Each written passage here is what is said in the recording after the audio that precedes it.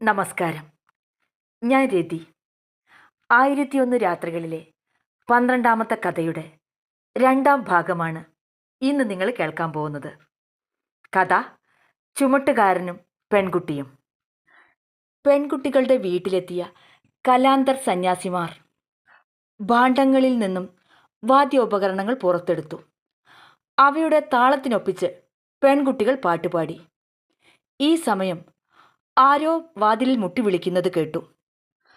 ബാഗ്ദാദിലെ ഖലീഫ ഹാരുൺ അൽ റഷീദ് രാത്രികാലങ്ങളിൽ വേഷപ്രച്ഛന്നനായി ചുറ്റി നടക്കുന്ന പതിവുണ്ട്.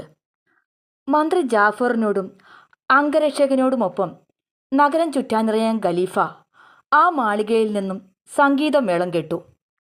വരൂ, നമുക്ക് അങ്ങോട്ട് പോയി ആരാണ് പാട്ട് പാടുന്നതെന്ന് നോക്കാം, അദ്ദേഹം മന്ത്രിയോട് പറഞ്ഞു. ഖലീഫയുടെ നിർബന്ധപ്രകാരം